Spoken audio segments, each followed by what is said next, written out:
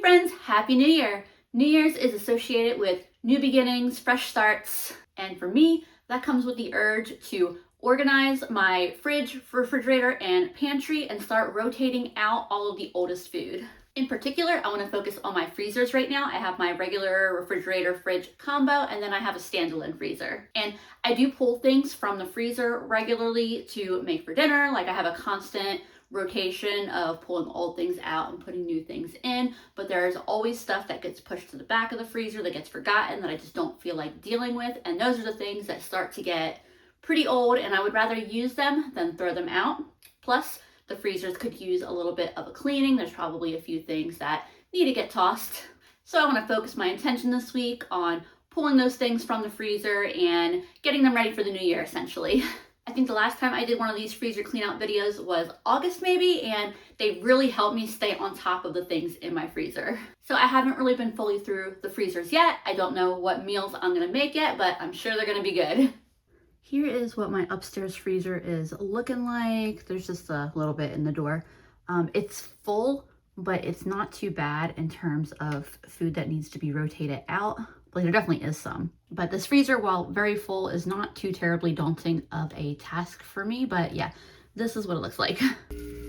And then the lighting is not great down here, but here is my deep freeze in my garage. Same thing, the organization's not too terrible. I've kind of started getting that down, but it is starting to fall apart a little bit. I need to go through here, see what is old, and organize things a little bit better. You can see this bottom shelf down here kind of became my shelf to just toss stuff on. Still not too daunting of a task, mostly because I do it at least a couple times a year these days. I always forget I should bring oven mitts when I pull stuff out of the freezer because it's so cold, but this is one of the oldest things I have in my freezer. It's a ham bone, about 1.5 years old. This is something I can use without having to worry about defrosting. So I'll pull this out and then I'll think about what I want to make tomorrow, and I'll pull something else out tonight for tomorrow's dinner. We'll think ahead. So for dinner, I'll do a ham and bean soup. I could do split peas, but I think I'm gonna go for a more brothy soup. Let me check out my ham bone here. I'm not sure why I didn't also wrap this in plastic. Usually I would have been a lot better about that. I think everything else I have that is pork in that freezer is much better wrapped than this. But ham does pretty well in the freezer. It smells like ham, not freezer burn, so it should be just fine. The same would not necessarily be true if I packaged other meats like this. Luckily, ham is very forgiving. So I'm gonna set this to the side for now. So now I gotta pick a bean, and I got plenty to choose from. I could do black-eyed peas for the new year. Got black beans. Decisions. I had Andrew help me make the decision. He said pinto, so we're going with pinto. And I'll make like 3/4 of a cup of dried beans for this. If you're not getting a lot of fiber in your diet, 2026 is definitely the year to make it happen. If you don't like beans, look up other fiber foods that you do like. One of my really good friends has a parent who is going through treatment for colon cancer right now. Obviously get your screenings, but also take a good look at how much fiber that you're eating. So many people aren't getting nearly enough fiber in their diet. So I always rinse beans, and I'm also gonna just sort through them real quick to make sure there's no small stones or like clods of dirt or just anything that I don't want in my final soup. I don't find rocks often, but the amount of times I have found small stones is not zero, so it's always worth it to check. Doesn't look like a whole lot of beans right now. Obviously they will expand a lot, and you could always add more beans too. If I wanted to make a really big pot of soup that I wanted to stretch, I'd probably lean into more like 1.5 to 2 cups of dried beans. And you could also use almost any bean your heart desires in this soup. So just pick whatever your favorite bean is and try it out. I do 3 cups of water for every cup of dried beans. This is a little bit less than a cup, so I'm just doing a little bit less than 3 cups of water. Usually pinto beans take about 35 minutes in the pressure cooker to fully cook. I'm not aiming to fully cook them, so I'm gonna pop this closed and cook it for 25 minutes. Then I'll get my ham and my other ingredients added in, and we'll finish the beans. The timer on my pressure cooker went off. It's been naturally releasing pressure for about 11 minutes now. I'm gonna quick release the rest of the pressure by turning that knob. There really shouldn't be that much in there at that point because it wasn't a huge pot of beans and liquid. So that was very quick. I'll pop this open. So the beans are like a little more than halfway cooked. Like I said, they'll finish cooking when I put them in for the rest of the time here. So for my ham bone, I'm just gonna put the whole thing in, being careful not to drop it and splash myself with hot bean water, because that wouldn't be an exciting way to start the year. And when I know I'm gonna freeze a ham bone, I try not to take too much of the meat off when I'm like carving it up. That way there'll be plenty of meat to cut off of it and add it back to the soup when this is done. I'm going through my fridge, seeing what I actually have to add to this soup. I have not done any proper post-Christmas New Year's grocery shopping yet. I have barely been home the last like 10 days, so my fridge is incredibly chaotic right now. I'm gonna throw some onions in, or not onions, carrots. Some carrots in. You could saute these onions, celery, make a proper, the French word that I can spell, but I never remember how to pronounce, a mirepoix, is that it? However, I'm just throwing everything into the pressure cooker and letting it cook in there. I got a jalapeno. I'll scrape the seeds out real quick. Quickly cut this up into little strips. I wish I had some potatoes. That's what I really love in a ham and bean soup. I also have some celery that was going bad in my fridge that I cut up and put in there maybe like 3 weeks ago. I do not have any fresh celery right now. That is on my grocery list. I put the carrots away and then realized it was silly not to just use up these last 2 carrots. I have some sweet potatoes. I'm wondering if that would taste good in it or if they would just like turn to mush and dissolve, since they don't have quite as much structure when cooked as regular potatoes. Scraps are going into my little baggie I keep in the freezer for making broth. You know what? I'm gonna try it. I know sweet potato works like generally really nicely in soup. I just don't know how, like, because I know it works really well blended up in soups, but I haven't tried to add it like cubed up. We'll see. If it kind of dissolves and makes the soup thicker and creamier, that is okay. I will not mind that. And then I'll get some seasonings in here, some pepper, some garlic powder. We'll do a little bit of Italian seasoning. And I know the ham is gonna really flavor the broth, but I'm adding just a little bit of tomato and chicken bouillon in there. And then I've got about 3 more cups of water here, which I immediately decided was not enough, so I'm adding a little bit more. You can see there's that max line. That's just where you want to not exceed, especially for a big liquid heavy meal like this. So I'm going to pop the lid back on here, and I'm going to cook this for another 10 minutes. And I'll probably let it natural release for like 10 or 15 minutes before I release all that pressure. And because I love bread with my soup, but obviously don't have time to make a loaf from scratch, also from my freezer, I pulled out this sourdough loaf from Wild Grain. Thanks to Wild Grain for sponsoring today's video. Wild Grain is the first Bake from Frozen subscription box for sourdough breads, artisanal pastries, and fresh pasta. They work with small bakeries from all across the country to source their products, so everything is fresh, high quality, and made with simple ingredients and no preservatives. Their products use a slow fermentation process, which results in breads that are typically easier to digest and more nutrient rich. Wild Grain also has options for boxes that are gluten-free, vegan, and now they even have protein boxes. Whether I'm making an easy weekend breakfast of their delicious chocolate croissants, or whipping something up to share for my Sunday movie get-togethers with friends, I love that everything goes straight from my freezer to the oven and bakes in 25 minutes or less. I also discovered that their flaky, buttery croissants make the absolute best egg sandwiches. I also love a company that gives back, and for every box ordered, Wild Grain donates 2 meals to a food security nonprofit. If you'd like to try Wild Grain for yourself, click on the link that's down in my description and use code LISADAWN for $30 off your first box and free croissants for life. Thanks to Wild Grain for sponsoring today's video. I just pulled the top from my soup. That's what it's looking like. It looks and smells absolutely delicious. I ended up not having to quick release any of the pressure. I left it for like 15 minutes and the pin dropped on its own. I'm gonna get that ham bone out real quick. I'm just going to very carefully pull that out, set it aside. I'll let this cool for a little bit so that way I can get the ham off the bone without burning myself. One other thing I've got in my fridge that I want to add a little bit is spinach. So I'm gonna grab a handful and chop that up. I like my spinach chopped up pretty small, pretty fine, so that's what I'm doing. I think that's about good. I'll get that dumped in with my soup and stir it around. I also pulled off all the meat, cut it into chunks. And in case you're wondering how committed I was to getting everything off the bone, I went the extra mile and gnawed on that sucker like it was a turkey leg at the state fair. So trust me, there was nothing edible left on that thing. We'll get all that added.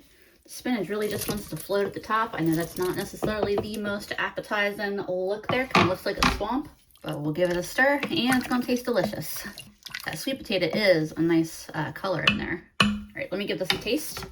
I am happy with that. That has such a pleasant ham flavor. I do think next time I make it, I'm gonna try switching things up a little bit, and instead of adding the ham bone halfway, I'm gonna add the ham bone in with the beans from the start. I'll still pop it open at 25 minutes, so that way I can add whatever other ingredients I want, but I think I'm gonna try cooking the ham bone under pressure a little bit longer just to get a little bit more of that flavor out of it and see if I like that better. But I mean, this is good.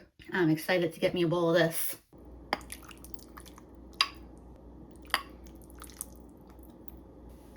That is a good looking bowl of soup, served with some delicious bread and butter that I've already been nibbling on, and dinner is served.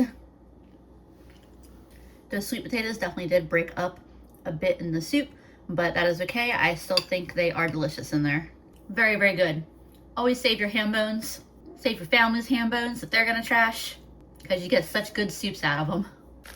I'm in my fridge trying to decide what's for dinner tonight, and I found some gnocchi that I didn't realize I had in here. So definitely gonna grab those. And I'm gonna grab this too because it is approaching a year old. It did make it out for a quick shopping trip. I mostly needed produce. Definitely was not trying to do any kind of meat heavy shopping trip. So I got a loaf of bread from Aldi that was like $1.30. 2 pounds of carrots. They're up to $1.90 for 2 pounds at Aldi now. A 5-pound bag of red potatoes that was $3.25, and then I also saw this big bag of russet potatoes in their like markdown section at the Harris Teeter. I've been really creating baked potatoes lately, so that's probably what I'm gonna do with these. So potatoes were from Harris Teeter, and then I also got cheese from Harris Teeter. They do a sale once every like 6 to 8 weeks where it's buy 2 get 3 free. So I got 5 bags of shredded cheese for $7 total. Oh yeah, also got some onion powder at Aldi. And then at Food Line, I got cabbage because it is on sale for 39 cents a pound. So this head was like $1. They didn't have a really good selection. And then I had not planned to buy any meat at all, but I did still look. And they had their hams at Food Line all marked as manager specials. So I got this one for 59 cents a pound, $6.40. At that price, I could not ignore it. The date on this is the 15th, and it's packaged real well. So this will probably never even go into my freezer. I'll continue pulling things out of my freezer as planned this week for meals, and then I'll eat this next week. And at that point, if I need to freeze a little bit of it, no big deal. But I've got enough time that I don't have to worry about using this right away. But yeah, so this is just my like little mini stock up I did. I probably spent somewhere between $20 and $25 on all this. Time for me to get started with dinner. I said 1 year earlier that this was approaching 1 year old. I meant 2 years old. The date on this package is January 2012. No. January 2024. What decade am I in? I don't know. I'm gonna chop this onion up and turn my heat on and in this cast iron pan over here and start heating up some oil. Yeah, I do not have meat from 2012 in my freezer. I'll saute these for a few minutes. I'll get my kielbasa cut up next. I think I'll just cut these into like kind of chunky half moons. And I'll give the onions just a couple minutes head start before I add in the kielbasa. My onions are probably like halfway cooked, so I will add the kielbasa now. And I will let those cook together for a couple minutes while I get some cloves of garlic chopped up. Pretty sure this was a bulb I bought sometime right before Christmas, and it is just trying to start growing on me. This smells so good. And if I wasn't making that gnocchi, I would be chopping up that cabbage to get in here. I got plenty more kielbasa though, so I can always have plenty of kielbasa, onion, and cabbage. Get that garlic added as well. Garlic doesn't take long to cook, so I'll keep a close eye on that. Now that the garlic has been cooking for a couple of minutes, it smells even more amazing. And I'm gonna add in a can of tomatoes. Fresh tomatoes also would be really great, but I'll save that for summertime. Guess I could have gotten Aromas. Aromas are always cheap, but I don't mind some canned tomatoes either. I'm gonna let all this simmer together, and I'm gonna get this water boiling for my gnocchi. And you want it to be nice and salty. While I'm waiting for my water to get to a boil, I'm gonna get a little bit of Italian seasoning in here, and some black pepper, and a little bit of that onion powder that I just got. The pot's gonna be boiling in just a minute here. I've got this little splash of half and half, and then a bit of heavy cream that I'll add to this. I might add the whole thing. There's only like another couple of tablespoons left in here. Yeah, let's just finish that container out. Stir that in and let it warm up. I've got this garlic and herb goat cheese that I got for $1. It's a bit past its best by date, but I've really found that with cheeses, the best by dates on them are very, very conservative, and you really just got to go by how they look, how they smell, and how they taste. And this looks, smells, and tastes just as fresh as any other one that I might buy that, you know, is within the best by date. It doesn't look like it's doing any kind of weird separating or anything, so it is still perfectly fine to use in a sauce here. And as I mix this in, you see my water is boiling back there. I'll start getting my gnocchi in as well. And gnocchi doesn't take very long to cook. Take like a couple minutes and it'll float to the top when it's done. Let me see if I can get all of these in here without having them stick together. There we go, that's all of them. I'm gonna give my sauce a taste here real quick. I got some Parmesan I can add if I feel like it needs it. And I only used about half or so of that goat cheese. That's really good though. It definitely didn't need a ton of cheese. And that garlic and herb goat cheese really adds a lot of flavor. I also chopped up a bit of my spinach, and I'll add that in as well. Let's get a little bit of extra veggies, nice little bit of pop of green in that sauce. See, my gnocchi are starting to float. They'll be done in the next 30 to 60 seconds. And my sauce here is pretty much done too. My gnocchi are all floating. They are done. I'm just gonna drop them straight from the pot of boiling water into my sauce. There's all of them. My sauce is still simmering, but I do have the heat off of that. All I need to do is stir those gnocchi in, and I am ready to get a bowl of this. You could definitely up the vegginess of this by adding broccoli or zucchini or honestly, any veggie of your choice that you would enjoy in a nice creamy sauce like this. As it is, we've got onion, tomato, garlic, a little bit of spinach, and then obviously the potato from the gnocchi, so I'm happy with this meal. Here's what my plate looks like. I just had a bite of one of the gnocchi, and generally with pasta, I always love homemade pasta, but I'm fine eating store-bought. I think that store-bought tastes really good as well. When it comes to gnocchi, man, the difference between homemade and the pre-made stuff is such a huge difference. I can definitely still enjoy store-bought, but the homemade stuff really does just taste that much better. And that sauce is so good. The whole dish is stunning, as one of my friends likes to describe all of their really good food. If you replicate any dish I make in this video, this is probably the one to do. I like everything I eat, but this is just one of those dishes that is over the top good. Y'all, this is how much we like that meal. This is how scraped clean that pan is. One minor freezer task that I want to get taken care of is I got this ice cream cake a few weeks ago, maybe even a couple months ago at this point. It's in my big freezer because this is a big box to go in my little regular fridge freezer combo. And obviously this is a lot of ice cream cake. So my intention was to pull it back out, cut it into smaller portions, and just store the smaller portions. That way I don't have this giant box taking up all that room. So that is one little task I'm gonna get taken care of now. And that'll definitely free up some space in the freezer and just allow me to better organize in there. And I'm definitely gonna cut myself a slice of this now while I got it out. So I've got these 5 pieces wrapped up and ready to go quickly get back in the freezer. And then I'm gonna leave this big chunk out to soften, and we will enjoy that now. Hey friends, for dinner tonight, I'm gonna be making some carnitas. I have this block of pulled pork that I pulled out of the freezer. I pulled it out yesterday, so I don't know why there's still so much ice on it. It's been in the fridge for over 24 hours at this point. I'll break it apart as best as I can. Oh yeah, it'll break up pretty well, so no problem. I'm gonna set that aside for now. I already started some beans. I made pinto beans.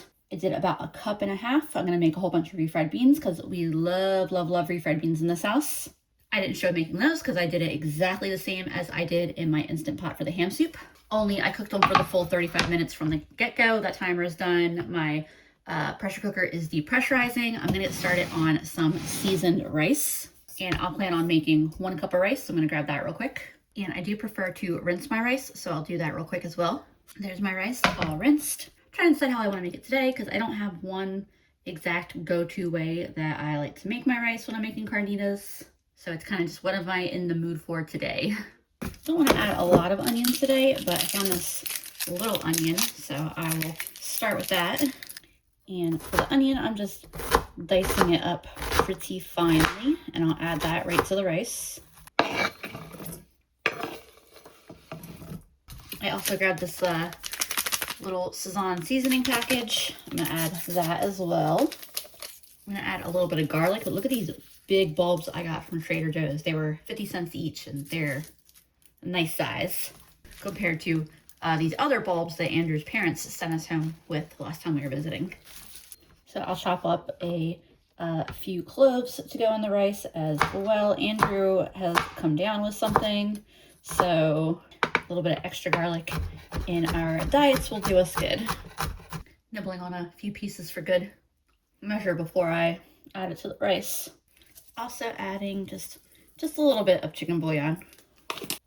Some garlic powder in addition to our minced garlic. Some paprika, some black pepper, and a little bit of cayenne. And for a cup of rice in my rice cooker, I'm gonna add just like barely over 1 cup of water to this.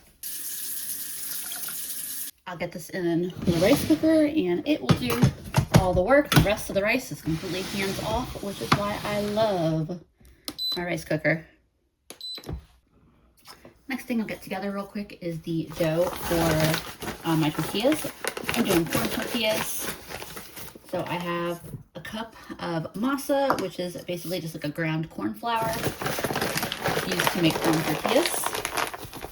And to that, I'll add about 2/3 of a cup of some pretty warm water. I like to use a spoon to start mixing. And then as soon as it's kind of together, I'll switch to my hand to finish. And this doesn't need to be kneaded, like it's not a... My mom has her Garmin watch on the counter and it buzzed and I didn't recognize the sound because it's new and it scared the you-know-what out of me for a second there. Yeah, and you want it to be kind of like a Play-Doh consistency. This is actually pretty good, but if it were too dry, what I would do is just wet my hand because you don't want to add a lot of water at once and then just work that little bit into it, and that usually would do the trick.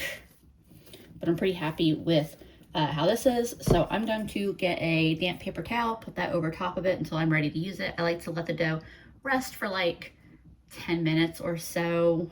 It just ensures that everything is fully hydrated, and I don't know, I just think it makes better tortillas. And the damp paper towel is to make sure that my dough doesn't dry out while I'm doing other things. I'm gonna get my refried beans going real quick. This is just a couple cubes of pork fat that I have in the freezer. It is left over from cooking pork shoulders. For the refried beans, you could use bacon grease, you could use butter, you could use an oil. You just wanna add a little bit of fat to the beans. I drained off a bit of the liquid because I don't want them too thin. That actually might not even have been quite enough, but that's okay because if they're too thin, I'll just let them simmer until they thicken up. I'll start mashing these up in just a minute. I'm gonna add some salt, some garlic, some black pepper, some onion powder, a bit of paprika, and some of this Cajun seasoning that I like. I need to get chili powder. I'm out of chili powder. Also gonna get a little hot sauce in there. And then I'll start mashing these up. I got this little handy dandy food masher, but you could also just use like the back of a fork. A lot of times I like to blend my beans. I haven't decided if I'm gonna wanna do that because I do like a really smooth refried beans, so I may decide to do that. But that's all personal preference to get them like as smooth or as chunky as you want. Refried beans are really easy though. It's just heat them up, mash them or blend them to the consistency that you want them, season them up how you like, and that's it.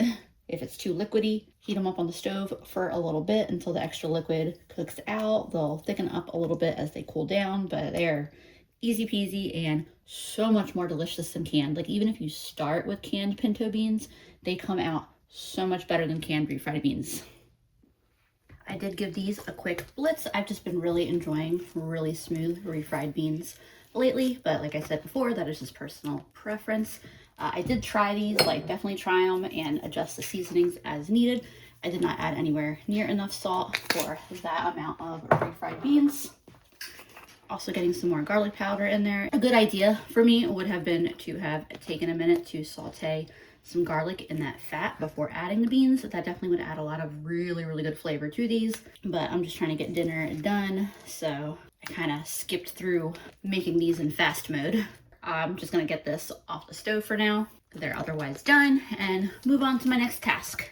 Took my refried beans off the stove and put them in the oven. They'll stay nice and warm and I will stop snacking on them. I'm gonna get my tortillas made real quick. So I got my dough that I made and I'm gonna divide it. That's my rice finishing, and luckily the rice cooker will keep it nice and warm until I'm ready for it. But I'm dividing my tortilla dough in half and then in half again. So I have 4 little balls of dough and then I'm going to divide those in half again. So I have 8 more or less equal-ish sized balls of dough. It doesn't really matter too much if they're a little bit different. I've got my flat cast iron heating up right now. I'm gonna turn that up just a little bit. I like to cook my tortillas nice and hot, more or less the same size. And I'll grab one of the balls and then cover the rest of them back with that damp towel so they don't dry out as I'm going through and cooking them. I have my tortilla press here. I do love a tortilla press. I think the thing that people misunderstand with these tortilla press, because I see it in the Amazon reviews all the time, you don't want to absolutely crank down on this thing. You just want to give it some like nice even pressure and you get a nice flat tortilla. So to make the tortillas, once my pan is nice and hot, I just take that off, plop it down. I let it cook for 10 seconds, 15 seconds, whatever, and then give it a flip. And then I'll let it cook for 30, 45 seconds, whatever it needs on this side, and then give it a flip again, and then another 30, 45 seconds, it'll be done. And then get the next ball of dough, flatten that out. And that one came out beautifully. It'll deflate as it's in the tortilla warmer, and I'm just gonna rock and roll right through the rest of these. I'm slicing up a couple onions in between throwing the tortillas in the pan. Look at this weird little double onion I got. While these tortillas finish up, and I only got a couple left, I'm also gonna get my meat ready to go in the oven. Hopefully it's thawed enough that I can break it up. But I tossed a little bit of oil onto this pan here, and then I'm gonna break this up as much as I can. The ideal is to get like pieces like this. I'm gonna put that same damp towel that I used to cover my dough just in there with the tortillas. And when we're ready to eat, these will be nice and soft and pliable. I turn the heat down just a little bit on my pan, adding a little bit of oil, and then getting those onions added. Pan's a little hot right now. I turned the heat down, so it should cool down pretty quickly here. And now that I got the pork all broken apart, I'm gonna get a little oil on here. I'm just doing a little bit of spray oil. Apparently I set my fire alarm off. Y'all, I have no idea why my smoke alarms were being so sensitive. They never go off even when I actually do burn stuff. But in any case, I seasoned the pork with garlic and black pepper and Cajun seasoning and stuck them in the oven under the broiler. All right, hopefully my smoke alarms are done going off. I'm gonna quickly chop up this bell pepper and get it added to the onions, keeping a very close eye on my broiler. The way stuff on the broiler usually goes is it's like, it seems like it's not cooking, not cooking, not cooking, and then all of a sudden it's burning. I like to be very, very, very, very careful about that. I'm adding the peppers straight to the pan with the onions as I cut them. I had set a timer for 5 minutes. This is what it is looking like. Everything is hot, just starting to dry out a little bit and get a little bit crispy. So I'm gonna put it back in the oven, but now's when I really need to start paying attention to it. My onions and peppers, I'm just gonna season with a little bit of salt and pepper. We'll keep it nice and simple. Let the flavors there speak for themselves. Just 2 minutes later, I'm pulling this out to check again. It's getting there, could use a couple more minutes, and I'm gonna actually stir everything on the pan and then spread it back out because I really just want to get this nice and crispy. Back into the boiler. For my rice, all I gotta do is pull it out and give it a fluff. A lot of times when you add like seasonings and onions and really any additives will want to float to the top as the rice is cooking, so just stir those in real quick. This looks and smells really good though. It is. This is how dinner turned out. And I'm gonna get myself a plate of it. I love freezing portions of pork shoulder like this, by the way, because obviously it takes the time out of having to cook it from the start. Usually when I make a pork shoulder, it's a little bit more than we can tolerate eating in a single week anyway. And then throwing it in the oven like this, the outside gets crispy, but then the inside is just like, I don't know how to describe it, like soft and tender and almost melt in your mouth. Definitely doesn't taste like something that was pulled from the freezer. There is what the final dish looks like. I know everything is delicious because I've been tasting it along the entire way. We have an avocado that is almost right, but I think it is just slightly too underripe to really enjoy it, unfortunately, but there will most likely be leftovers, so we can always have the avocado with that. That was good though. For dinner tonight, I pulled some broths out of the freezer. This is the area that I'm really weak in my freezer organization. I have improved so much in how I label things and store things and keep track of things in my freezer, but these packages of broths are where I have not done well. They don't have the dates on them, so I have no idea if these are from 1 year ago, 2 years ago, who knows? All I have is month and day. Don't know if that was just this past June, if that was June from the year before. And honestly, these broths don't store very well in these packages. So I really need to be repackaging these and labeling these in the future. This is also an area where I think if I ever decide to get a vacuum sealer, that'll be like really, really useful. At a minimum, I just need to take a Sharpie and start writing the year on the package, like at a minimum. But anyway, because I have zero idea when these are from, I'm gonna get them used up. Ultimately, I'm gonna boil these so they don't need to be fully defrosted, but I do need to defrost them enough to get them off the packaging. And I just want to be able to give them a really good sniff and make sure that they don't smell like the freezer. I think they'll be okay. I don't think I had any broths that were super duper old, but you know, just to check. And then I'm also gonna bake up these pitas to go with my dinner tonight. What I'm thinking is that I've got some leftover spaghetti sauce from a few days ago that I need to use up. I've got some mozzarella that needs to get used up.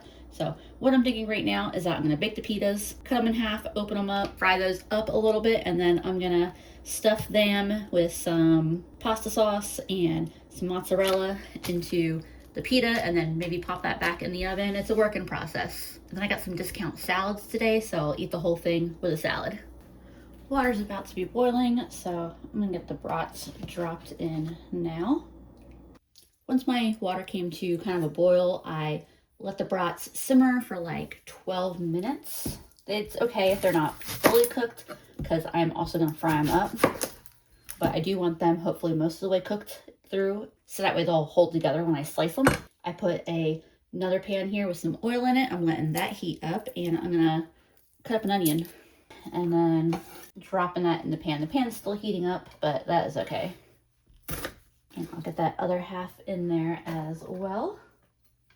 And then I'll pull these brats out so that way they can cool down a little bit before I try slicing them.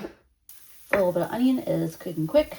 These are cool enough now for me to be able to handle them. We'll see how cooked they are. I mean, so far so good. If they're a little bit undercooked, that's fine because I'm going to be frying them up here. I'm going to cut them at these like big diagonal shapes just so that way they have a lot of surface area. And then as I cut them, I'm going to add them straight to the pan with the onion. There's all those pieces cut up. I'm going to put them in with the onion, let them get a little bit of color on them. And while that's cooking, I'm also going to quickly chop up a few cloves of garlic to add in as well. I have started kind of cleaning out and organizing my big freezer, by the way. I'm doing it in chunks just because I don't want to leave the door open for too long and because my hands get so cold. But I've made some good progress on that. I don't have too much more to do, and so I will definitely show y'all that before this video is done. I'm already shocked by how much more room I'm having down there just because I've been using a few things out of it, and especially just because I am better organizing and storing the things on the shelves. My sausage is almost done cooking. I pulled out a little piece to try. It's really, really good. Definitely no quality concerns there from being in the freezer. That is delicious. So I have that last little bit of spinach. I might as well chop that up and add it in. I threw in a little splash of water to kind of deglaze the pan a little bit because some stuff was going to start burning. I'm still chopping the spinach up, but I wanted to get that garlic in there, and I'll let that cook with everything for a minute or two. That garlic is smelling really, really good. I'm gonna get that spinach in there, start everything around real quick. So this pan looks amazing just like this. Just add a little bit of pasta with a little bit of butter, and that'd be a delicious bowl of food. A little bit of black pepper, a little bit of onion powder, and give this all a stir, and then I'm gonna get that sauce in here. So this is just some leftover sauce from some spaghetti I made, was it even a week ago? I don't know.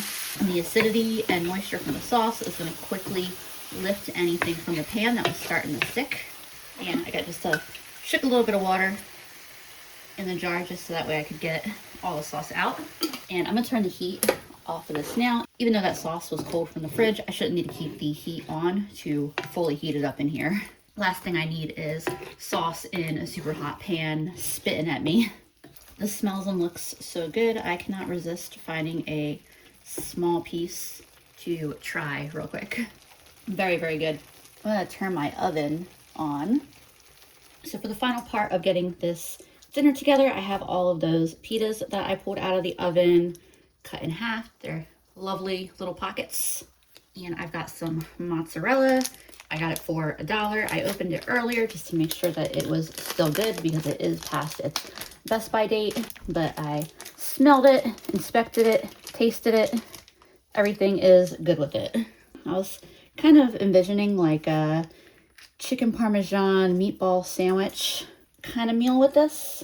And so the plan here is to stuff these pockets with some mozzarella as well as some of the sausage mixture. And I think I'm gonna put them in the oven for just a few minutes so that way everything can get all melty together. So I got a little bit of mozzarella in all of them. The plan here being to kind of stuff them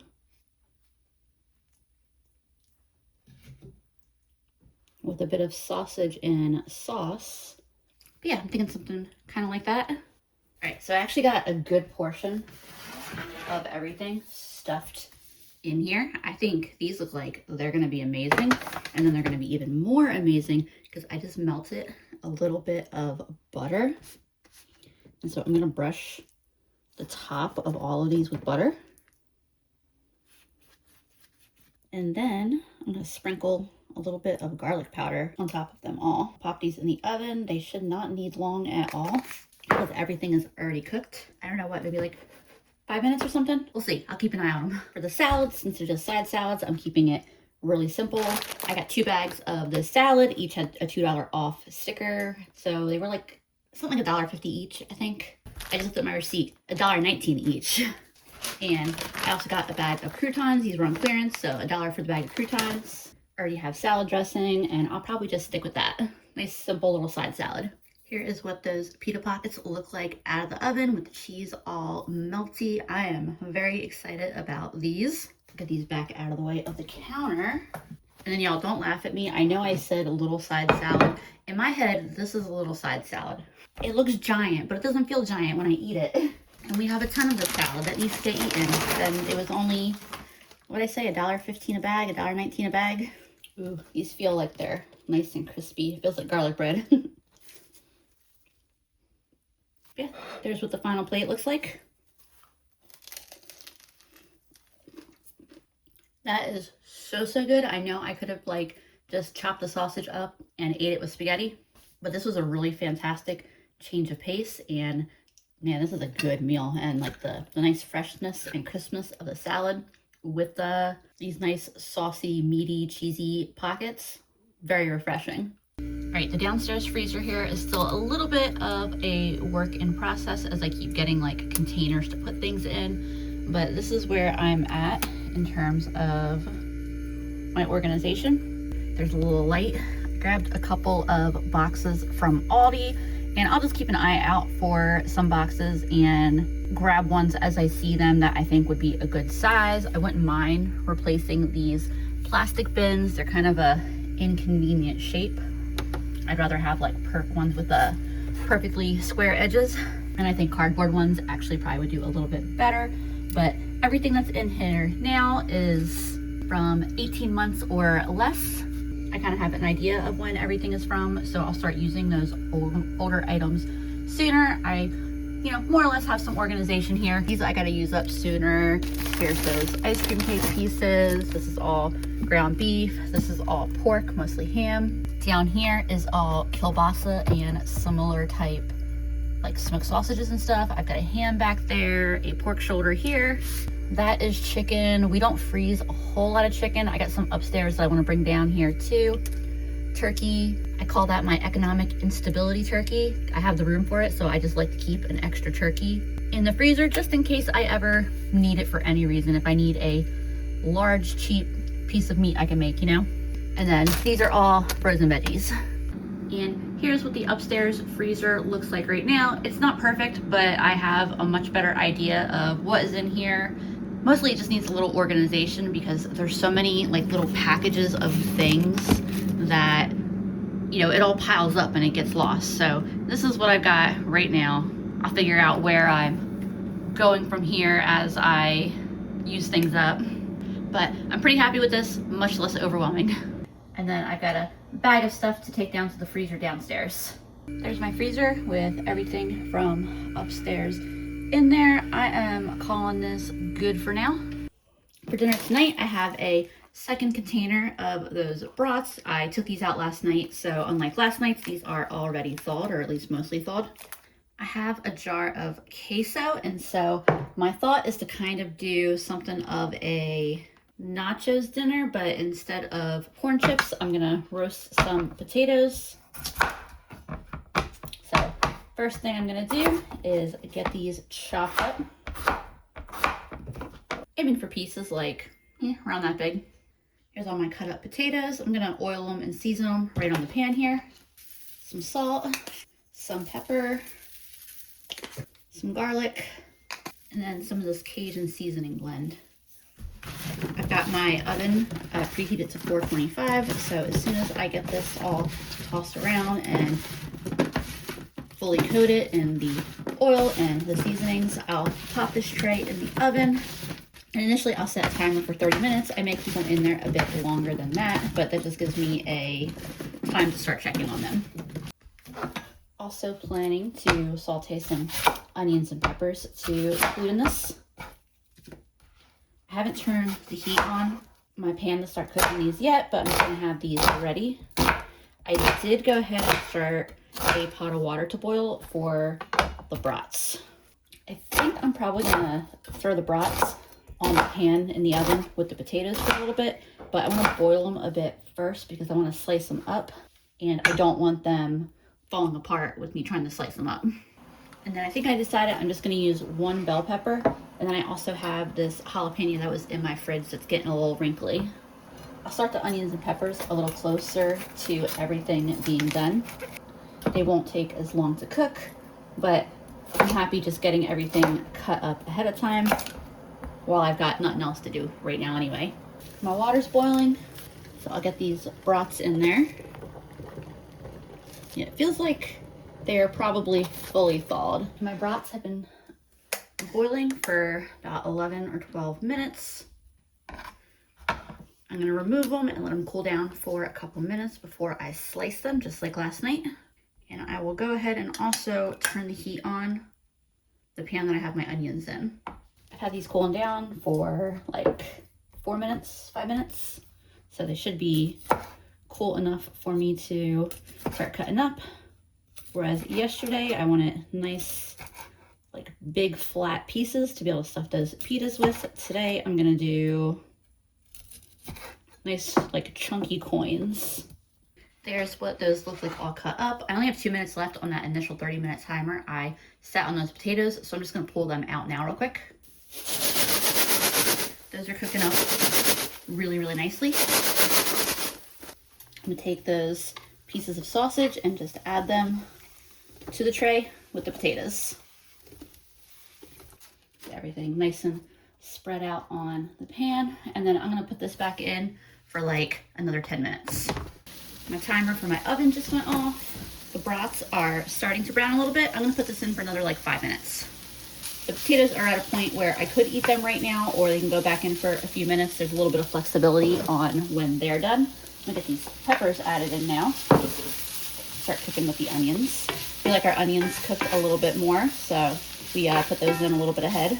And I also have a can of seasoned black beans that I'm just gonna heat these up in the microwave. I think that those brats were fully cooked when I cut them on my cutting board, but I went ahead and washed my knife and cutting board both anyway. I got a few aromas to put on top of our meal. Obviously we won't be cooking those, so I just wanted to make sure I definitely had a clean cutting board to cut these up on. Also got an avocado that we bought a few days ago. That is probably now perfectly ripe. Oh yeah, it wasn't quite ripe enough when I made the carnitas, but it'll be perfect for this meal. My onions and peppers are just finishing up, but let me show you my spread here. There is the potatoes and bratwurst. The onions and peppers, which are just about done. I'll turn the heat off in just a second. My seasoned black beans, my queso. I heated up like half the jar. And then my avocado and tomato. I've got my heat off the onions and peppers now, so they'll stop sizzling in the next couple minutes. But this is how I'm working on building up my bowl here. I got some potatoes and brats in the bowl. I'll get a nice little bit of the seasoned black beans on them. Getting our fiber in here. Some onions and peppers. Some tomatoes. Get a nice little bit of queso on here. Like I said, I still have half a jar, so I can very easily and quickly heat some more up. Some avocado on top. And that is dinner. Wasn't sure if I wanted to try eating this with a fork or a spoon. Trying to fish out a potato. There we go. I just ate that piece of sausage and it's absolutely delicious. Everything all together with that cheese, so good. Y'all, this bowl is so good. All the vibes of nachos, but with the goodness of potatoes. I love it. Even though I have a couple more things that I could pull from my freezer and that I am gonna prioritize making soon, this is gonna be the last meal for this video, otherwise it will stretch on forever. But most importantly, the chaos of my freezer has been tamed. I made some delicious meals, and I am ready for a new year of budget meals, saving money, and good eating. Thanks y'all for joining me, and I'll see you again soon.